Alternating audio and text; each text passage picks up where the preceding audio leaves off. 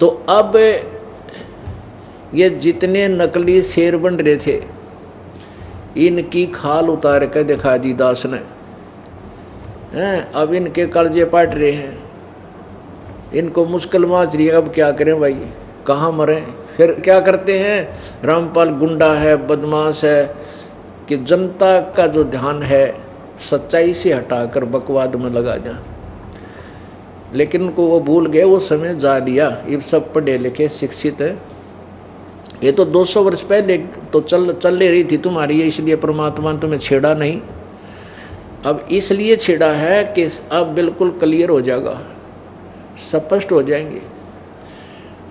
11 अक्टूबर को, इसी 11 अक्टूबर 2009 को पवित्र हिंदू धर्म के माननीय चारों शीर्ष शंकराचार्यों से प्रार्थना की गई है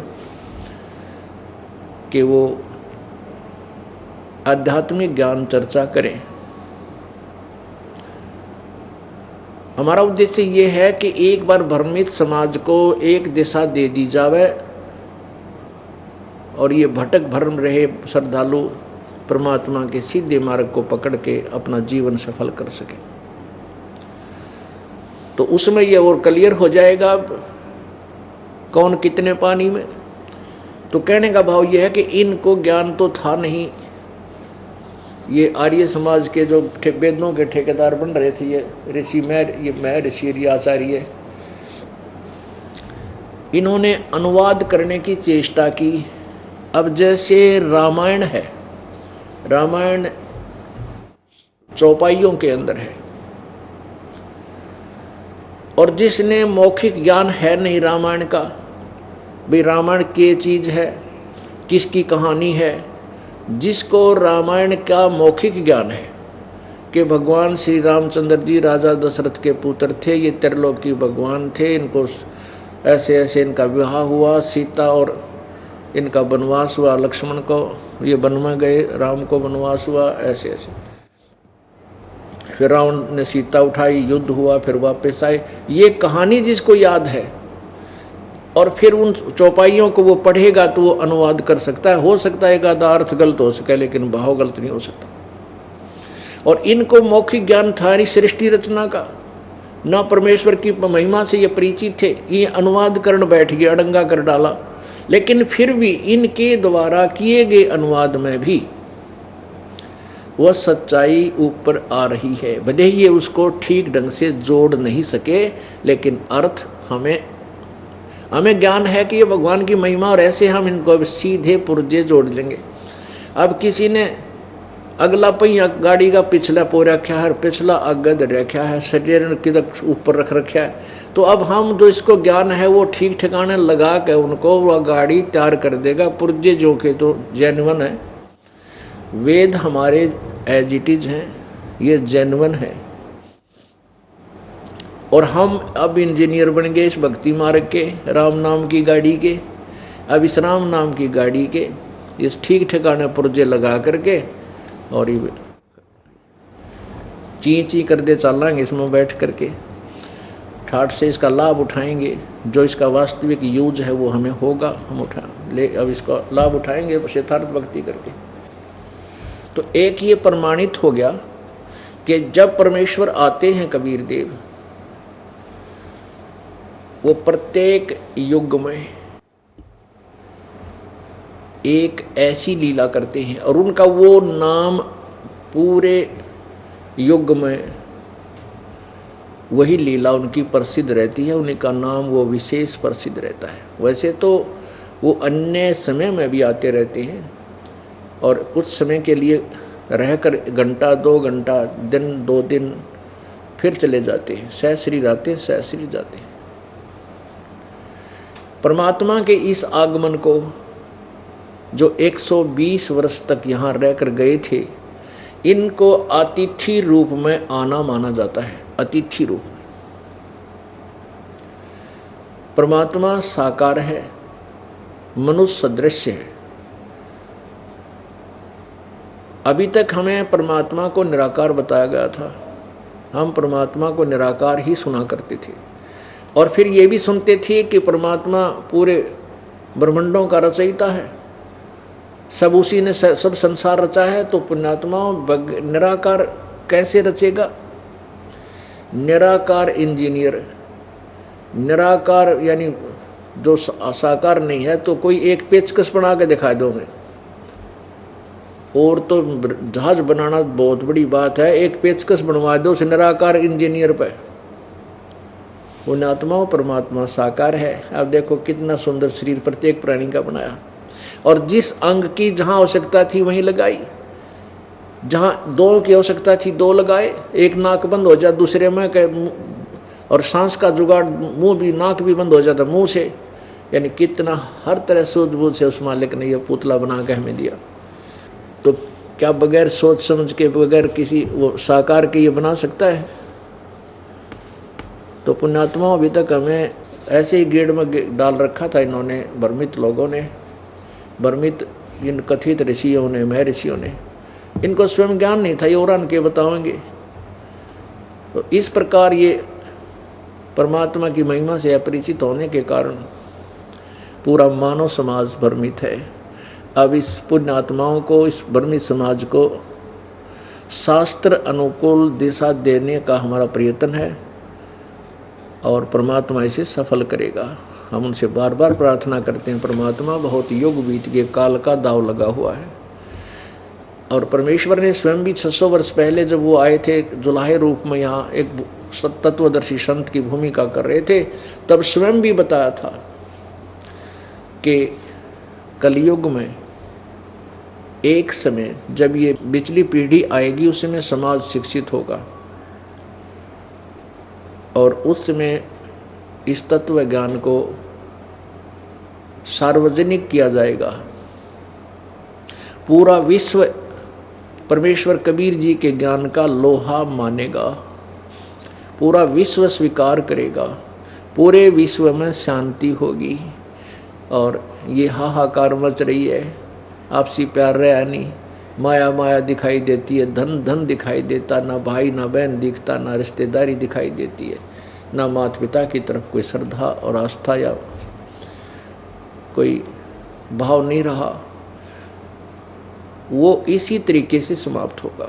ज्ञान होगा, ज्ञान के बाद फिर परमात्मा वो सुख देगा जो हम चोरी करके प्राप्त नहीं कर सकते। वो धन देगा, इतना आपको बरकत देगा, ना चोरी से कर सकते, ना हम मिलावट से कर सकते, ना रिश्वत से कर सकते, बल्कि वो पाप बढ़ते हैं और वो धन व्यर्थ जाता है किसी ना किसी बीमारी में या किसी और कारण से, चोरी में, अग्नि में खराब हो जाएगा और पाप शेष रह जाते हैं। और परमात्मा देगा वो एक नंबर का धन होगा, आपके आने वाली आपदाओं को परमात्मा बचाएगा, और ऐसे सुख देगा जैसे नीरू नीमा को असरफी दे दी सोने की, जिसने सारे ब्रह्मांड रच दिए।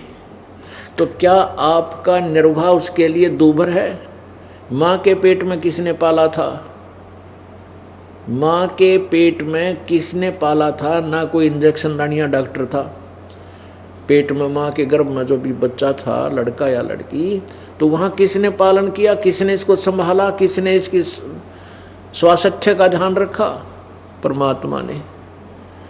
और बाहर आने के बाद भी वही हमारी परवरिश, जो हमारे संस्कारवश है, सबको प्राप्त करवा रहा है। माध्यम भी वही बनाता है, मीडिया भी वही बनाता है, जिससे भी जो करवाना है वही करवाता है। उस परमात्मा के हुक्म बिना पत्ता भी नहीं हिल सकता।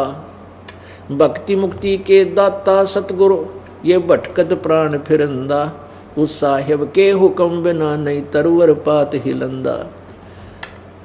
उस परमात्मा के हुक्म बिना पत्ता का, तरवर का पत्ता भी नहीं हिल सकता। तो सब, अब जैसे इसी का समर्थन हमारी पवित्र गीता जी अध्याय नंबर 15 श्लोक 17 कर रहा है कि उत्तम पुरुषत्व ने, वो वास्तव में सही भगवान, श्रेष्ठ प्रभु तो कोई और है। कौन और है? जो ऊपर वर्णित 16 श्लोक में वर्णित क्षर पुरुष और अक्षर पुरुष से और कोई भिन्न है, वो परम अक्षर ब्रह्म है, परम अक्षर पुरुष है। वो परम अक्षर पुरुष ये कबीर देव है, जो कबीर परमात्मा बनारस में आए थे और तीनों लोकों में प्रवेश करके सबका धारण पोषण वही करता है। जिसने जैसा भी कुछ किया है उन सब का प्रतिफल भी परमेश्वर कबीर देव ही देता है, चाहे ब्रह्मा का फल है, चाहे विष्णु का, चाहे शिव का। अपनात्मा जैसे भगवान विष्णु जी सतोगुण के अवतार श्री रामचंद्र जी ने बाली को मारा था सुग्रीव के भाई को धोखे से, वो दंड भी विष्णु को भोगना पड़ा। यदि इनके पिता के हाथ में, ब्रह्म के हाथ में निर्णय होता तो ये अपने पुत्र को दंड कैसे देता। अब न्याय जो परमात्मा ने एक विधान बना दिया कि ये भी उस दंड से दंडित होंगे, तो भगवान श्री विष्णु यानी श्री राम जी का फिर श्री कृष्ण रूप में अवतार हुआ, अवतरण हुआ, जन्म हुआ और वही टिट फॉर टेट फिर बदला उसको देना पड़ा। जो बाली वाली आत्मा थी वो शिकारी बना और श्री कृष्ण विष्णु वाली आत्मा, श्री राम वाली आत्मा श्री कृष्ण बनी और श्री कृष्ण जी के पैर के तलवे में तीर मार के उस बाली वाली आत्मा ने श्री कृष्ण जी का वध किया। वो भी बदला इन्होंने देना पड़ा, वो दंड भोगना पड़ा। तो परमात्मा कबीर जी ने विधान बनाकर और इस काल को दे दिया।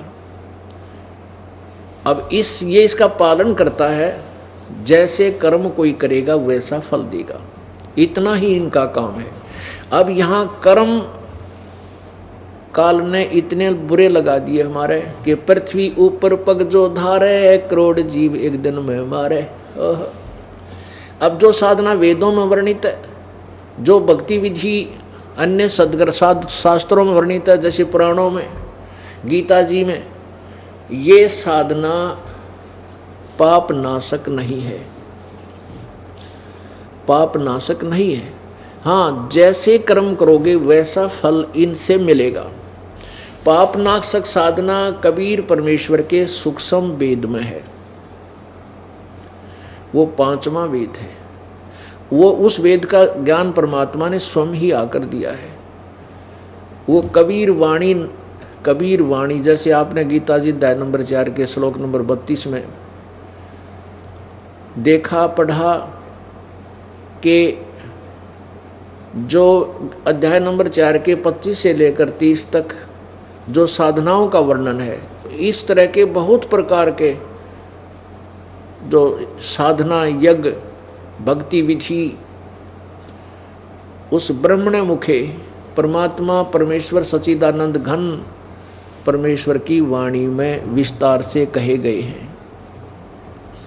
और उससे उस साधना को करने से पूर्ण रूप से मोक्ष प्राप्त हो जाती है। और वो साधनाएं जो सवसम वेद में लिखा है वो कर्म करते करते पूर्ण होती हैं, कर्म करते करते ही वो साधना की जाती है, ऐसा वर्णन है। अब इसका आपको थोड़ा सा दिखाते हैं वर्णन। अपुण्यात्माओं वेदों में आपको दिखाते हैं उस सच्चिदानंद घन की वाणी, कबीर वाणी। उस परमात्मा का क्या नाम है? वो परमात्मा कौन है जो कवि की उपाधि प्राप्त करता, वेद बताते। अब देखिए ऋग्वेद मंडल नंबर 9 के सूक्त नंबर 96 में, ये वही वेद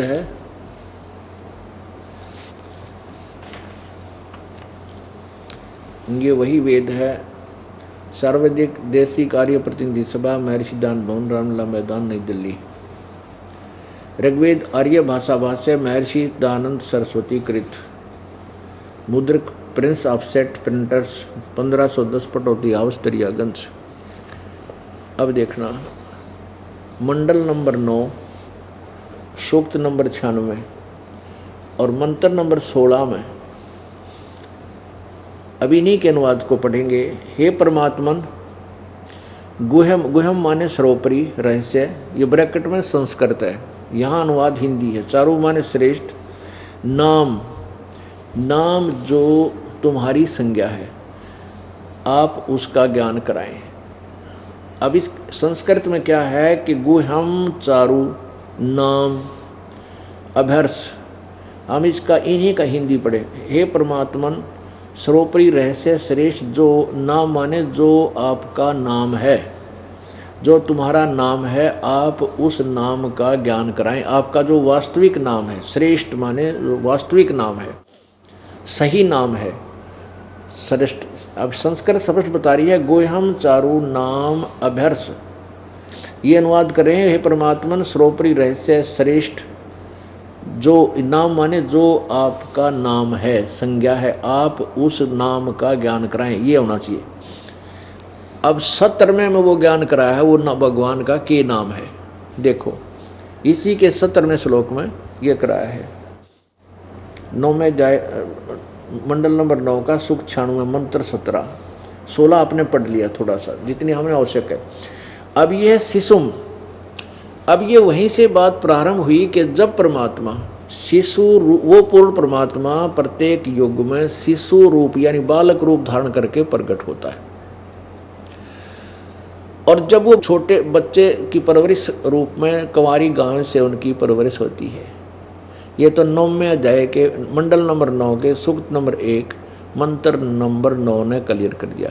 अभी उसी 9वें ही मंडल में ऋग्वेद के मंडल नंबर 9 के सूक्त नंबर 96 में और मंत्र नंबर 17 में अब क्या बताया है। 16 में कहा कि आपका वो नाम क्या है वास्तविक, जो बालक रूप धारण करके परमात्मा एक आते हैं, तो उसका वास्तविक नाम क्या है।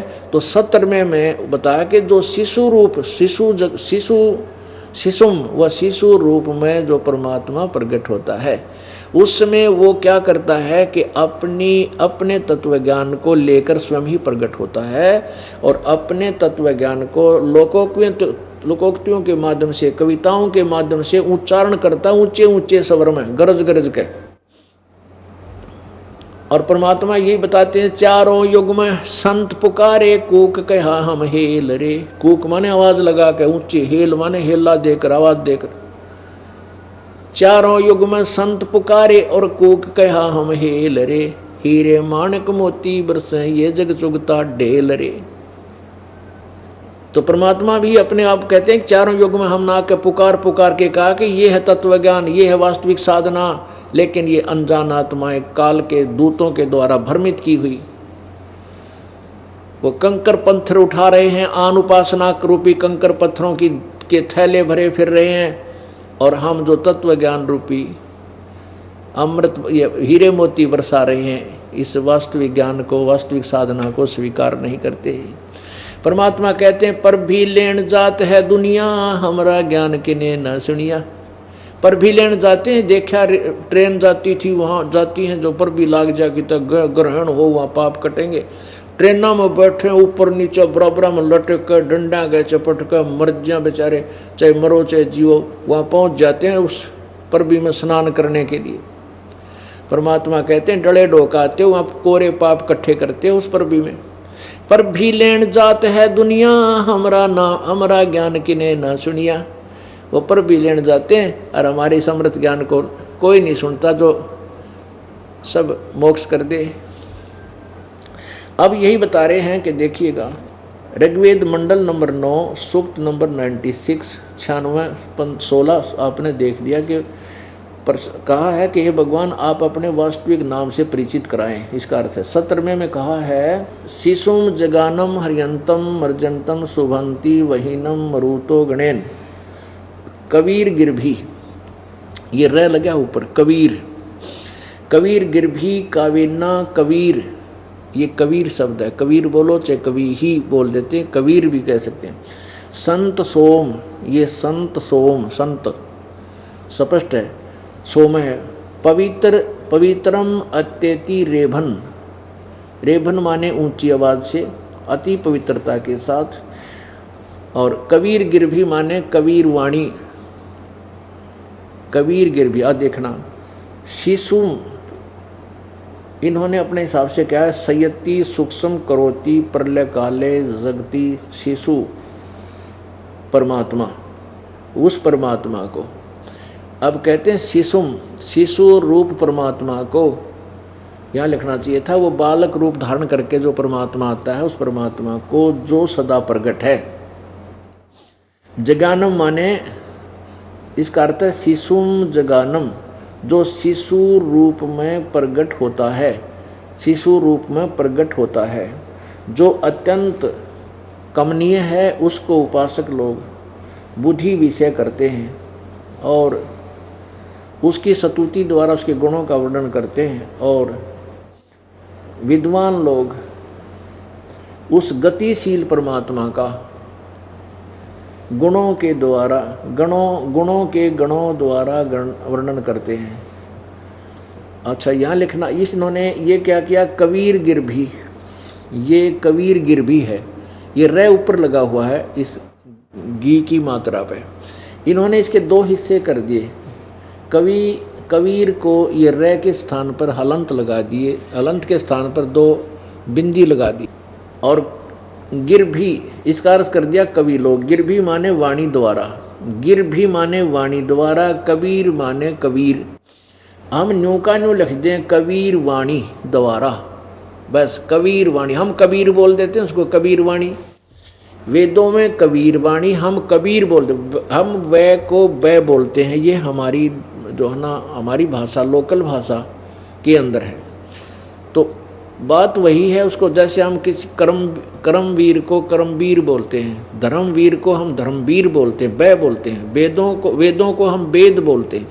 ऐसे ही इस कबीर वाणी को, कबीर गिरभी को हम कबीर वाणी बोलने, कबीर साहब, कबीर देव को हम कबीर साहब कहने लाएंगे। बस हम लिखण लागे, बड़ी की मात्रा ला कर रे पूरा ला देते हैं, कबीर वाणी है। यही नाम परमात्मा का कबीर, जो वेद बताते हैं।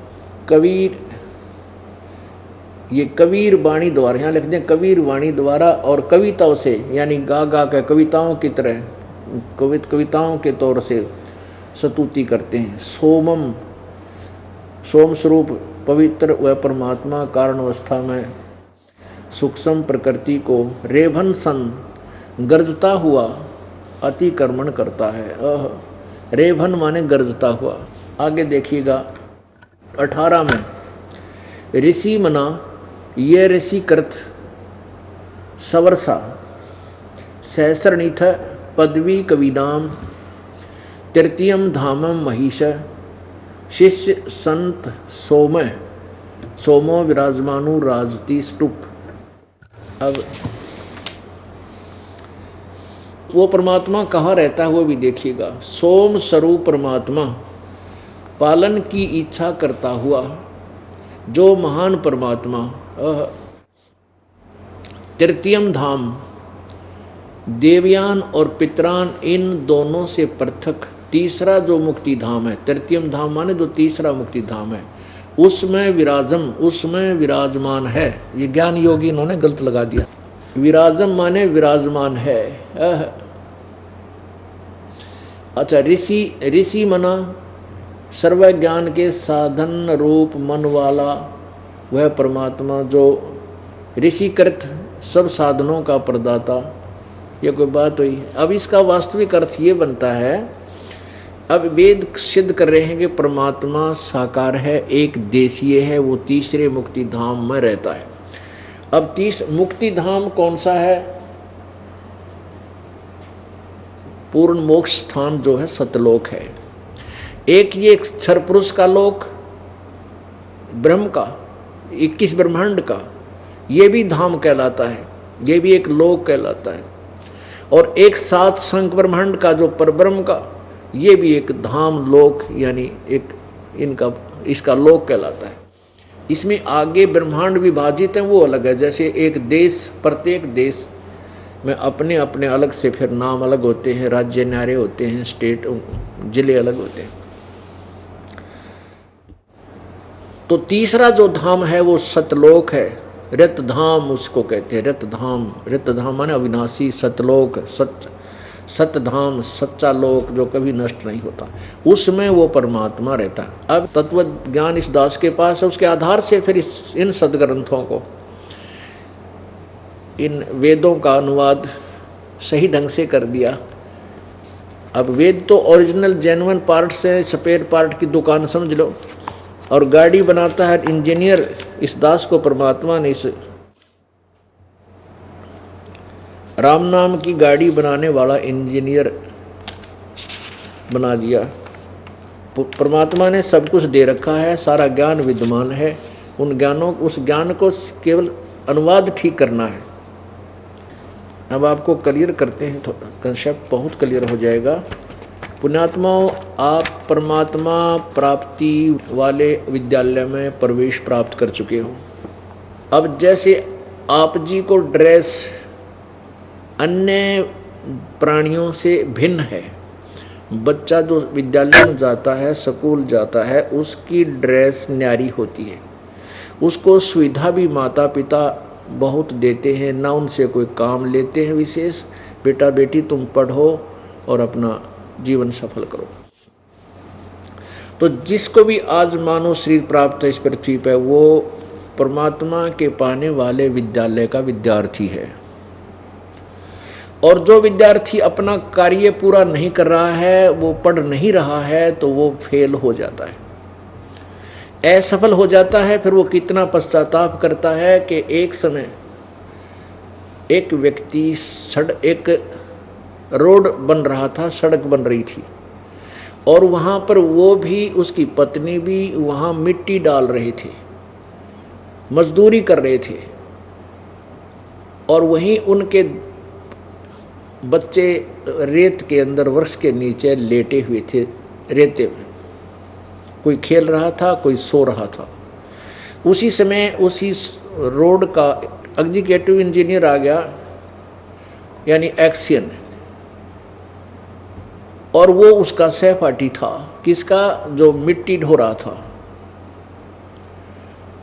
जब वो एक्शन आगे जा चुका अपना, वहाँ उनके इंस्पेक्शन आदि करके, तब वो व्यक्ति कह रहा है जो वहाँ मिट्टी डाल रहा था, टोकरियाँ थे, तसड़ियाँ थे, वो कहता है ये मेरा सहपाठी था, मेरे साथ पढ़ा करता, मेरे कर्म फूट गए हैं, मैं पढ़ा को नहीं, खेलता फिरता रहा हैं, और कुसंगत में पड़ गया, बच्चा के साथ बीड़ी बैड़ी पीने लग गया, मैं पढ़ा को ना। आज देख ये तो गाड़ी में बैठ कर चल रहा है और मैं मजदूरी कर रहा हूँ, और मेरे बच्चे ये रेत में पड़े हैं यहाँ पर, और इसके बच्चे कोठियों में रहते हैं। अब पुण्यात्माओं, परमात्मा कहते हैं ऐसे रोगे तुम जब ये मनुष्य शरीर आपके हाथ तो छूट जाएगा। कहते हैं अच्छे दिन पाछे गए, गुरु से किया ना हेत, अब पछतावा के करया चिड़िया चुगी खेत। परमात्मा कहते हैं, परमात्मा की वाणी को गरीबदास जी कैसे महिमा याद दिलाते हैं। ये संसार समझदा नहीं, कहंदा श्याम दोपहरे नू, गरीबदास ये वक्त जाता है, रोवोगे इस पैरे नू। कहते हैं ये समय जा रहा, आपका हाथ से छूट गया, फिर रोया करोगे इस समय को याद करके, फिर कुछ हाथ नहीं लगेगा। तो पुण्यात्माओं, आप विद्यार्थी हैं, और आप देखते हो आप अपने बच्चों को कितना समय देते हो।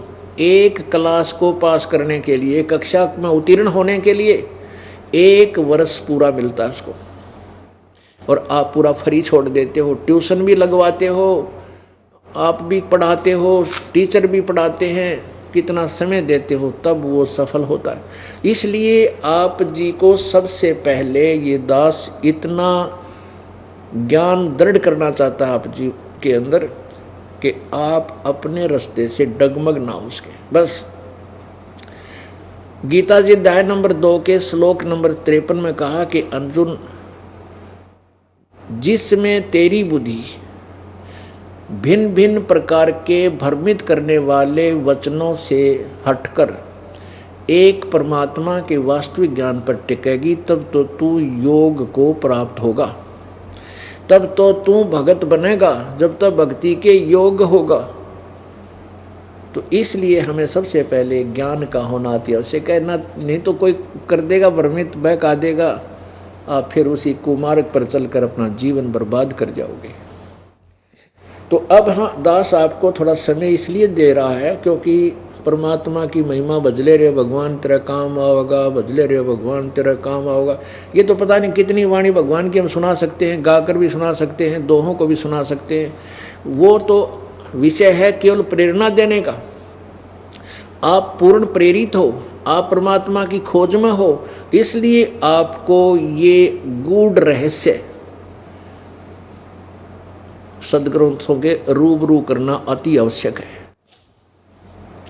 जैसे पहली क्लास के बच्चे को जोर जोर से आवाज़ देकर याद कराते हैं, गिनती कराते हैं, पहाड़े याद कराते हैं, A for apple, B for book, और फिर उस बच्चे को आगे क्लासेस में जाने के बाद वो ऐसे नहीं बोलता, फिर तो मन मन में उनका रट्टा लगाता है, गूढ़ रहस्यों पर विचार करता है, बहुत अच्छी, फिर अपने गूढ़ रहस्यों में अच्छे ज्ञान को ग्रहण करता है। तो अब आप जो भगवान की तरफ आ चुके हो, आप प्रथम द्वितीय तृतीय क्लास से ऊपर हो, तो जो पहले से लगे हुए हैं, जिनको दूसरा नाम प्राप्त हो गया, वो बच्चे बालक नहीं रहे। उनको अब ये गूढ़ रहस्य बताना अति आवश्यक है। जो प्रथम बार आए हैं, द्वितीय बार जो प्रथम मंत्र लिया है, या वैसे आए हैं सत्संग सुनने के लिए, उनको भी अलग से एक थोड़ा सा समय दिया जाता है प्रत्येक सत्संग में, वो भी आपको दिया जाएगा। तो अब हम आपको ये बताना चाहते हैं, पहले हम भगवान पहचाने, परमात्मा कौन है, और फिर उस भगवान की भक्ति करें जो पूर्ण मोक्षदायक है। गीता जी अध्याय नंबर 18 के श्लोक नंबर 62 में कहा कि अर्जुन, तू सर्वभाव से उस परमेश्वर की शरण में जा, जिसकी कृपा से परम शांति और शाश्वत स्थान को प्राप्त होगा। अपने विषय में चौथे अध्याय के 5वें श्लोक में और 9वें श्लोक में कहा कि अर्जुन, तेरे और मेरे बहुत जन्म हो चुके हैं, तू नहीं जानता, मैं जानता हूँ, मेरे जन्म अलौकिक है। इससे सिद्ध है कि गीता ज्ञान दाता भी नाशवान है, अविनाशी नहीं है। और वो कहता है मेरा मंत्र तो ओम नाम ओम है 8वें अध्याय के 13वें श्लोक में, और दूसरा कोई मंत्र नहीं है, एक ओम अक्षर है। इसका अंतिम सांस तक भक्ति कर, मुझे प्राप्त होगा। यदि तूने पूर्ण मोक्ष चाहिए, 15वें अध्याय के 4थे श्लोक में कहा कि तत्वदर्शी संत के मिलने के पश्चात तू तत्व ज्ञान रूपी शस्त्र से इस उलझे हुए अड़ंगे ने काट के उलझे हुए ज्ञान को समझकर उसके पश्चात उस परम पद परमेश्वर की खोज करनी चाहिए, जहाँ जाने के बाद साधक फिर लौटकर संसार में नहीं आते, और जिस परमेश्वर ने संसार रूपी वृक्ष की रचना की है, और वही पूजा के योग्य है, नथिंग एल्स।